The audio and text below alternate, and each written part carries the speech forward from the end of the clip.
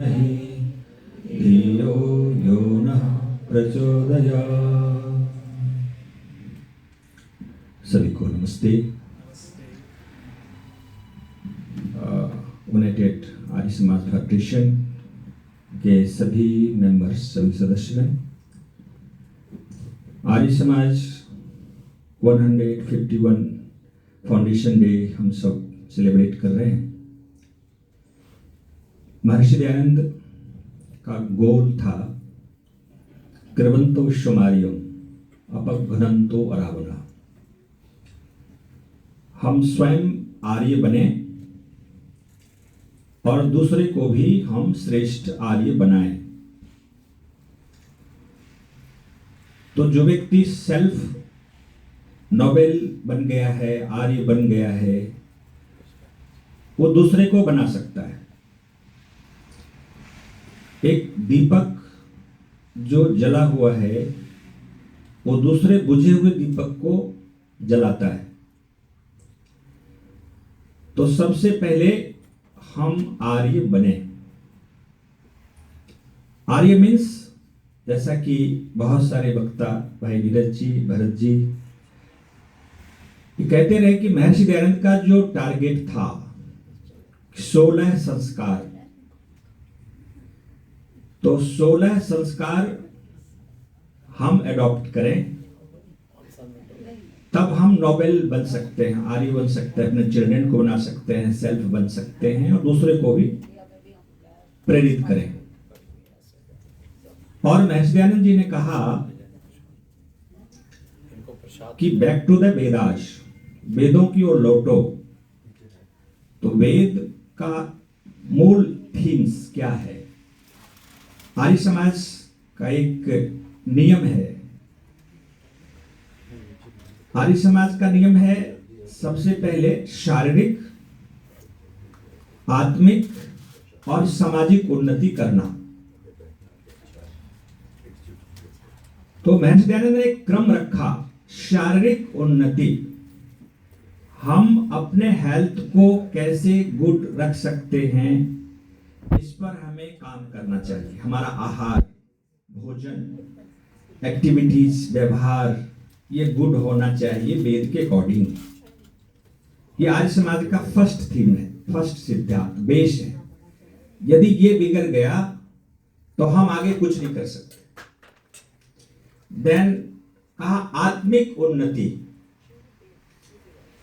महर्षि दयानंद जी ने सत्यार्थ प्रकाश में कहा प्रत्येक मनुष्य, every people, minimum half hour you do meditation, you need प्रति एवरी डे। आधे घंटे का मेडिटेशन, गायत्री मंत्र एंड ओम का चैंटिंग, ये बहुत जरूरी है और उन्होंने आदेश किया। हम महर्षि दयानंद के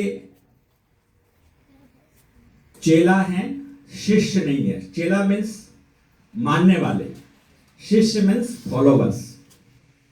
हम फॉलोवर्स नहीं है।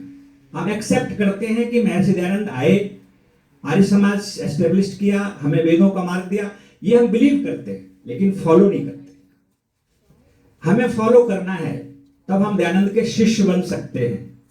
और उन्होंने जो कुछ कहा उसको लाइफ में अपनाना है, उसको फॉलो करना है, फिर हम दयानंद के शिष्य होंगे। उसका बेनिफिट भी हमें मिलेगा और सोसाइटी को भी हम दे सकते हैं। थर्ड नंबर पे सोसाइटी के लिए हमें चैरिटी वर्क, समाज के लिए काम करना चाहिए। पहले अपने हेल्थ पर कॉन्शियसनेस, बिल्कुल हेल्थ के ऊपर हम फोकस करें कि हम स्वस्थ रहें, आहार व्यवहार मेरा ठीक रहे। देन हम आत्मिक उन्नति कितना करते हैं, स्वाध्याय कितना करते हैं, सत्यार्थ प्रकाश, ऋग्वेद आदि भाष्य, भूमिका, आप जिस लैंग्वेज में जानते हैं वो सारे लैंग्वेज में सत्यार्थ प्रकाश अवेलेबल है। तो हम यदि सत्यार्थ प्रकाश नहीं पढ़ते तो सेल्फ हम अपने आप को नहीं बना पाएंगे, दूसरे को भी हम नहीं दे सकते कुछ। हमें स्टडी करना है, वेद का सार है, वेद नहीं पढ़ सकते, सत्यार्थ प्रकाश पढ़ें। और फिर आत्मिक उन्नति के बाद, शारीरिक उन्नति के बाद फिर सामाजिक उन्नति। महर्षि दयानंद के लाइफ में जो कुछ वो स्पीच देते थे उनके लाइफ में वो दिखता था।